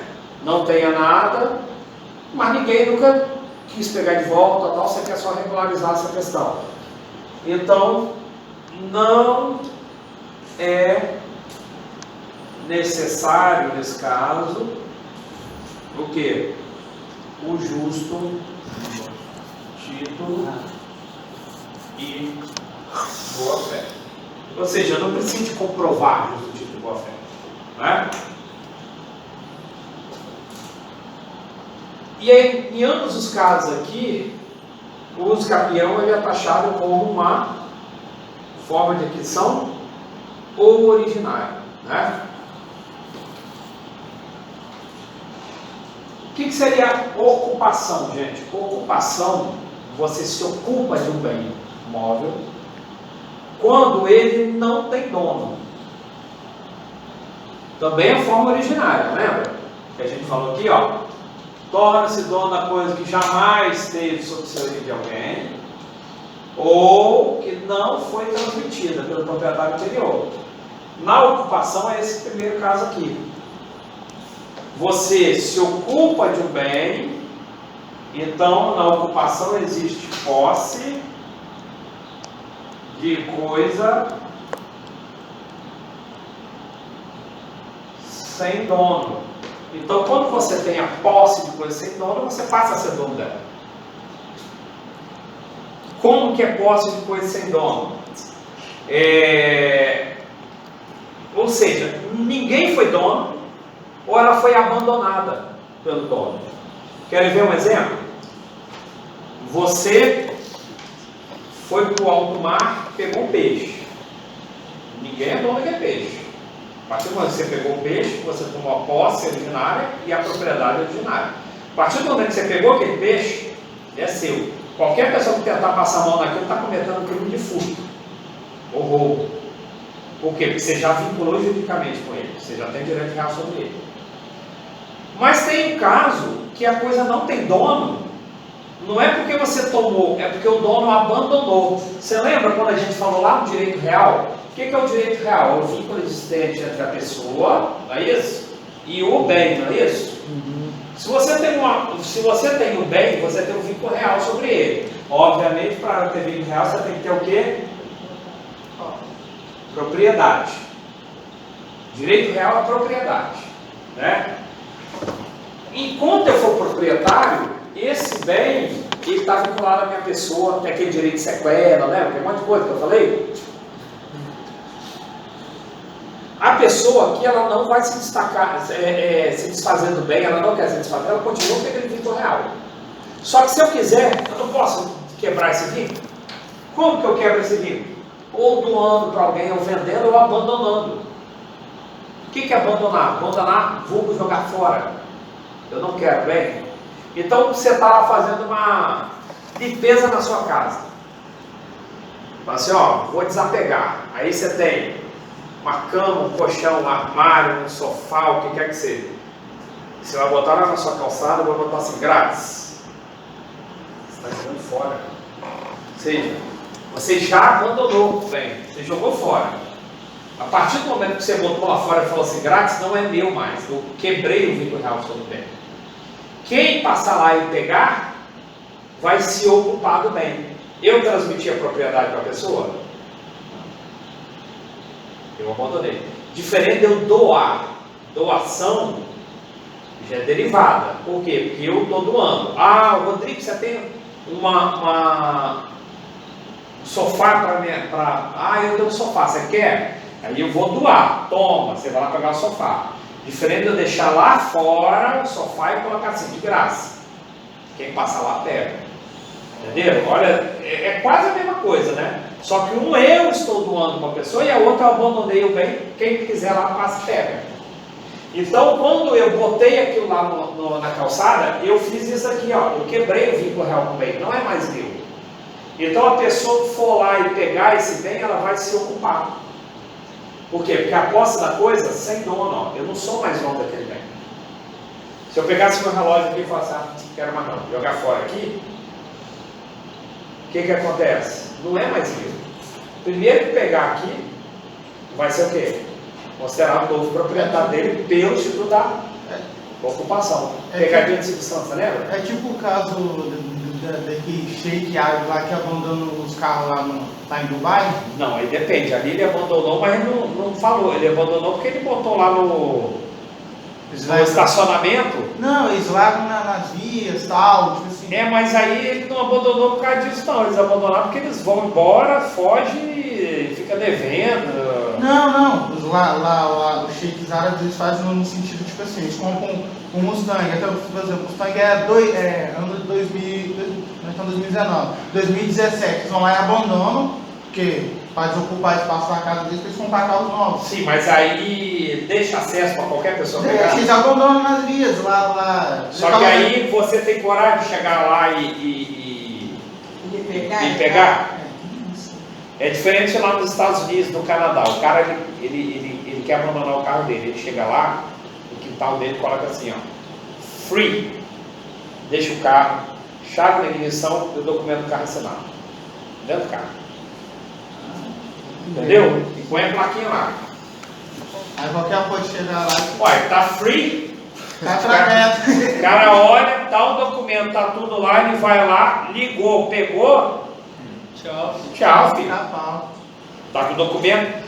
Free, mas não tem o documento lá. Sai fora. E eu não pego o carro. Entendeu? Olha, te fuder. Entendeu? Aí lá eles têm muito costume de deixar sofá, né? Televisão, máquina de lavar. A tia da minha namorada falou um box gigante, mulher botou na rua lá e falou que quisesse pegar. Tem lugar que você vai lá, você monta apartamento, você monta casa, entendeu?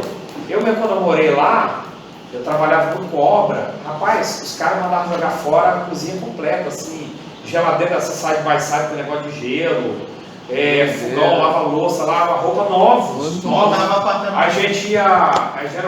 gente ia formar mansões, né? Tudo mansão, só coisa boa. Aí ele botava um dumpster, que era um caminhão, descia um negócio assim, mandava jogar tudo fora, dava dó, eu ligava pro povo. Você está precisando de geladeira nova, tal, um caminhão, um carro, vem aqui buscar. Cara, coisa nova, coisa que aqui essa geladeira custa 10 mil conto, jogava fora. Se a pessoa não aparecesse até o final do dia, a gente tinha que pegar e jogar fora. Ia para o aterro sanitário. Já dá para montar um apartamento top.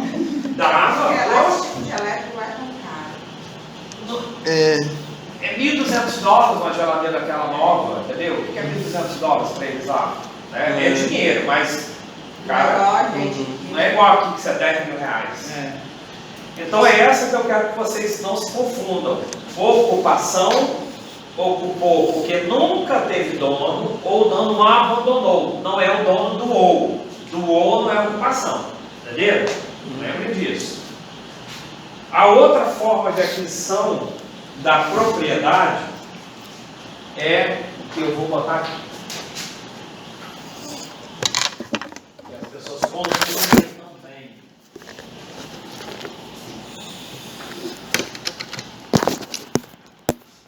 É o chamado achado de tesouro. 10, 13. O achado de tesouro, gente. Eu? Não. Cadê? Leia aqui. Artigo 1264. Artigo 1264. O achado de tesouro é uma forma de aquisição de propriedade. Vou botar aqui, ó. Não confundir com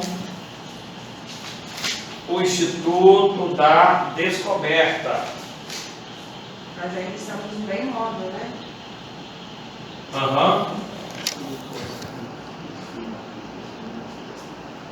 Descoberta é o artigo 1233. Nada a ver. Nada a ver isso aqui, 264. Por que acontece da pessoa confundir o achar tesouro com descoberta? Porque descoberta é quando você acha coisa. Por você achar um bem que não é seu, as pessoas falam assim, achado, confunde com achado de tesouro. E tem a ver, tá? Não é nada a ver na regra, mas tem a ver uma coisa com a outra. Quer ver? Descoberta. Eu achei algo que não foi abandonado. Ou seja, se não houve esse abandono, se houve o abandono e eu achei, aconteceu a ocupação. Se o indivíduo não abandonou e eu achei, não houve ocupação. E não houve aquisição de propriedade. Porque, lembra da regra que eu falei? Olha o que o artigo fala sobre a descoberta. Quem quer que ache coisa alheia perdida, há de restituí-la ao dono ou ao legítimo possuidor. Como que você sabe se aquele bem que você achou foi perdido ou se foi abandonado? Aí o que o Código Civil fala? Não o reconhecendo, o descobridor fará por encontrá-lo. Ou seja, eu achei a coisa perdida, eu tenho que saber se quem é o dono. Não tem como saber quem é o dono. Eu vou tentar procurar. Alguém perdeu aqui um celular, tal, um relógio. Não achei. Aí o Código Civil está mandando fazer isso. Aí, se eu não encontrar a pessoa, eu devo entregar a coisa achada à autoridade competente. Então, o descobridor responde pelos prejuízos causados ao proprietário ou possuidor legítimo quando tiver procedido com dolo. Se eu peguei aquele bem e gerei prejuízo para o proprietário, para o possuidor daquele bem que eu descobri por dolo, eu deixei num lugar qualquer, no relento, e ele deteriorou, ainda posso responder. A autoridade competente deve fazer uma comunicação pela imprensa ou outros meios que existirem, publicação, digital na porta, fora uma coisa, falando o seguinte, foi encontrado um determinado bem, descrever tal, quem interessar a posse. Mas isso não é difícil acontecer, né? Hã? Isso é difícil acontecer. Difícil, porque na prática ninguém faz, quem acha, filho. Verdade. Então, quando devolve, sai no jornal, né? O cara achou uma maleta com dinheiro. Aí, 1237. Decorridos 60 dias após a divulgação, né, da notícia pela imprensa ou no edital, não apresentando que comprove a propriedade, porque não adianta o cara apresentar e falar que é dele, tem que provar a propriedade, né? Será esta vendida em asta pública. O que é asta pública? Leilão, né? E deduzidos o preço e as despesas, mais a recompensa do descobridor, pertencerá o remanescente ao município cuja circunscrição se deparou o objeto perdido. Ou seja, a única coisa que eu vou ter direito para o seu descobridor é uma recompensa de 5%, não inferior a 5%. Quando fala não inferior, quer dizer que pode ser mais, mas aí quem vai me dar é o município ou quem achou, ou o proprietário. Sendo de diminuto valor, poderá o município abandonar a coisa em favor de quem achou. Às vezes um relógio, vou lá na município, o município vai querer leiloar, não vai nada, ele fala assim, não, abandona, aí quando abandona, ocorre o instituto de quê? Da ocupação. Por isso que a ocupação é forma de aquisição de propriedade. Descoberta não é. Entendeu? Você nunca vai ser proprietário pela descoberta. Você pode ser proprietário pela ocupação. Porque ou o proprietário do bem vai lá e fala assim, não, isso daí eu não quero não. Aí você adquire propriedade por ocupação, ou o município abandona em seu favor. Vai ser por ocupação. O que as pessoas não podem confundir é o seguinte, é que o achado de tesouro, primeiro, o que é tesouro? O artigo 1264, ele fala o seguinte, o tesouro é depósito antigo de moedas ou coisas preciosas enterradas ou ocultas. Então, tudo que for depósito antigo de coisas preciosas, oculto, de cujo dono não haja memória, será dividido igual entre o proprietário do prédio e o que achar o tesouro ocasionalmente. Então o que seria tesouro? Primeira coisa que as pessoas tendem a sempre confundir. Se você cavar um buraco e achar uma pepita de ouro, não é tesouro. Tesouro é tudo aquilo que já passou pela mão do homem e foi ou escondido, enterrado, ou está lá, né, há muito tempo que você achou. O petróleo não é.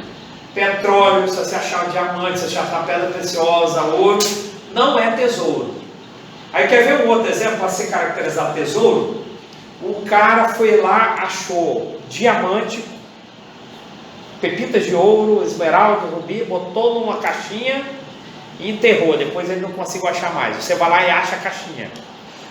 É a pepita, a pedra bruta, tudo antigo. Mas alguém já achou, alguém já extraiu, não é? Ali é tesouro. Se você cavar e achar, não é considerado tesouro. Ali é mineração, você está minerando. Você está cometendo a irregularidade também, que você não tem licença para aquilo e tal, né? Entenderam a diferença? Coisa antiga que tenha valor, né? Então, nesse caso, o que acontece? Um dos maiores erros de quem vai ler esse artigo é visualizar: o cara estava cavando um buraco numa casa e acha uma pedra brilhante, quando vai ver achou um diamante. Aí o próprio problema às vezes induz o cara a erro. Nesse caso trata-se de ocupação, de achar do tesouro, tal, entendeu? Não é achar tesouro, porque, entendeu? Não tinha dono primeiro, né? Então está mais preocupação do que achar tesouro. Beleza. Olha só o que o artigo fala: depósito antigo de coisas preciosas, oculto e de cujo dono não haja memória, será dividido por igual entre o proprietário do prédio e o que achar o tesouro casualmente. Então, temos palavras aqui importantes. Depósito antigo. Então, não adianta o cara for lá esconder uma Ferrari 2018 no lugar, né? E ninguém saber quem é o dono, e você ir lá e achar. É tesouro. Não, é valioso, mas não é depósito antigo. O que eu visualizo como sendo tesouro? Aquilo que a gente imagina mesmo sendo tesouro. Entendeu? Aquilo que a gente imagina como é um tesouro mesmo. Cujo dono não tem a memória. Ou seja, você não consegue, pelo tesouro, identificar quem é o proprietário. Aconteceu um caso, há uns 20, 25 anos atrás, eu lembro, eu achei fantástico. O cara em Petrópolis, num hotel fazenda, desse qualquer, fazendo uma trilha, né, que era muito comum nesse hotel fazenda em Petrópolis. Aí ele achou uma gruta. Nessa gruta, ele viu que tinha uma pedra cheia de musgo, tal, e ele, por curiosidade, começou a mexer. Ele achou uma arcazinha, um baúzinho. Quando ele abriu esse baú, estava cheio de moeda. Moeda da época do Império. Tinha inclusive dobrão espanhol, tinha moeda de ouro, moeda de prata, tinha moeda do Império.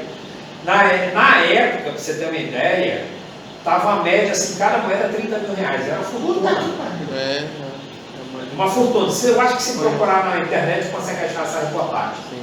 Eu lembro até hoje, porque eu, na época, nem dava aula, acho que eu estava estudando, cara. Foi assim, uma coisa assim. Muito louco. Foi justamente o caso que aqui o artigo está dizendo. Ou seja, e o outro palavra crucial aqui, ó, que ele vai dividir com o proprietário. Ele não vai ficar sozinho. O proprietário da terra que ele achou, ele vai dividir. Só que para ele ter o direito de ficar com a metade do bem, ele tem que achar casualmente. Ele não podia estar lá procurando tesouro. Então, se você for lá em Petrópolis, pegar aquele detector de metal e ficar lá, ó, e achar, já era. Não vai ser seu. Você está entendendo? Foi isso que aconteceu com ele, então. Não, ele estava fazendo o contrário, ele foi fazer uma trilha. Ele estava fazendo trilha, estava hospedado no hotel fazenda, aí lá era trilha ecológica, esse negócio, tem? Ele achou casualmente aquilo. Sim, mas ele conseguiu. Conseguiu vender, conseguiu. Não, aquilo ele saiu na perdeu. mídia, tudo, aquilo lá eu acho que patrimônio histórico, eu acho que vendeu sim. Sim. Aí, para piorar a situação, você vai ver. É rachado no meio, né? Meio a meio com o dono. Só que no caso lá não foi rachado com o dono. Ué, então, eu queria. Ele pegou a metade e o dono não recebeu nada. Por quê? Nós vamos chegar mais daqui a pouco.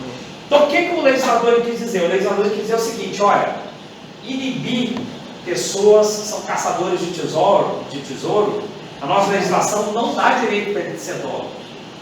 Entendeu? Então, qualquer pessoa que estiver caçando tesouro, ou mesmo que não esteja caçando, não esteja lá com a autorização do proprietário, vamos supor que o cara tivesse invadido essa autorização, entrado naquela gruta e achado aquele tesouro. Ele não teria direito. Que aí vem um outro artigo, ó. O tesouro pertencerá por inteiro ao proprietário do prédio, se for achado por ele, obviamente, né? Ou em pesquisa que ordenou, ou por terceiro não autorizado. Então, o que acontece? Vamos chegar aqui para fixar a primeira regra. Você chega lá, está fazendo lá a sua caminhada, ocasionalmente, com a autorização do proprietário, né? Que você está lá, que você está hospedado na tua fazenda, você acha o baú de moedas antigas.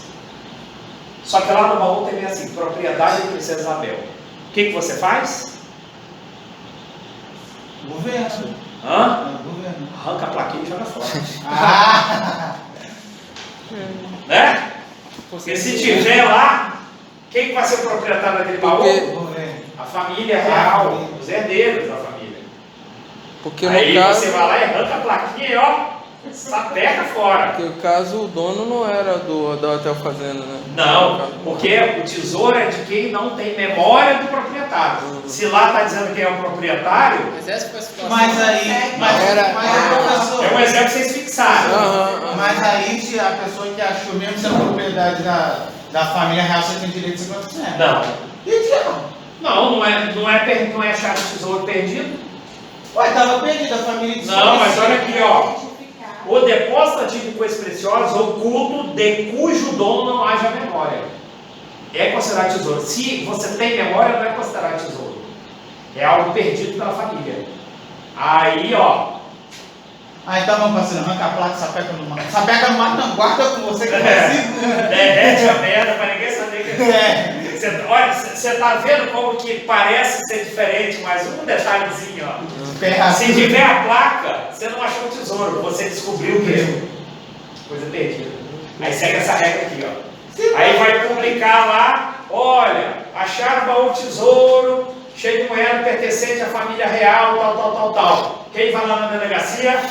Os herdeiros, ó, é nós. Mas o pessoal estava mergulhando muito nesses navios naufragados. No Brasil não fica com nada. É porque tem uma reportagem no Discovery que tem uns pessoal que tá naquela ilha da cobra lá, tesouro perdido, então vocês já estão fodidos. Não pode mais. A não ser se tiver autorização da União para pesquisar, porque aí fala aqui, ó. Noronha tem muito. Aí beleza. Aí no segundo fala assim, ó, o tesouro pertencerá por inteiro ao proprietário. O proprietário do terreno vai ser dono do tesouro quando? Se ele achar. Segundo, se em pesquisa que ordenou. Ele contratou a empresa para pesquisar. Pode ser que aqueles caras lá da Ilha da Cobra, o dono da propriedade contratou eles para pesquisarem. Aí pagar uma porcentagem. Aí já é um contrato que ele faz mais. Ou por terceiro não autorizado. Então, se você estiver lá e é seu ocasionamento você não está autorizado, vai ficar para o dono da propriedade. Então, se você tiver, por exemplo, na sua propriedade, contratando 2 pedreiros para cavar um poço, o que você vai botar no contrato? Você vai botar assim, contrato, cavar poço e procurar tesouro. Porque caso ele ache, você ordenou. É tudo seu. Sacanagem. Se só tiver cavar poço, se os caras foram lá e acharam ocasionalmente, você tem que ir com eles. Então vou construir lá na roça, colocar. Entendeu? Você é só tesouro. Entendeu? Petróleo. Mas petróleo é tesouro. E aí não tem direito porque não é nossa, é da União. Agora não tem direito mais, não? Você nunca teve direito. Não, Quando acha petróleo, você recebe um percentual de um cala-boca que o governo dá, o royalties, bem pequenininho, 0,000, pela... Tá no seu terreno. Tá no seu terreno. Tem que botar no galão antigo e enterrar ele, né? Mas não é tão pequeno assim, não. Não, é mais perto do valor que sai. É diferente lá nos Estados Unidos, que os caras achavam que o petróleo ficava aqueles bilionários lá, né? Aqui não, aqui ninguém fica milionário não. Fica aqui fazer, não fica milionário não. Aí olha só para encerrar aqui, lembra? Se você achar e tiver a máquina da princesa, você joga fora, porque senão. Se você achou, pediu para alguém cavar lá, para você ser dono, ou você achou, ou a pessoa não está autorizada, ou você mandou procurar. Então você manda, foi lá que você mandou procurar tesouro. E por último, achando-se em terreno aforado, o tesouro será dividido por igual entre o descobridor e o anfiteuta, ou será dele por inteiro quando ele mesmo seja descobridor. O que é terreno aforado? Linhares, a maioria dos terrenos são aforados, tem título foreiro. O que é título foreiro? Era uma antiga forma de direito real, chamada efiteusa. O que era efiteusa?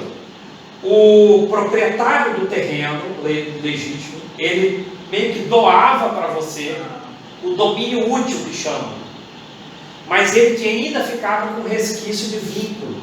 Então ele fazia uma doação condicional, a efiteusa. O domínio útil é seu, você pode fazer o que você bem entender, só que toda vez que você for vender esse bem, transmitir de propriedade, você me paga um percentual sobre o valor do terreno.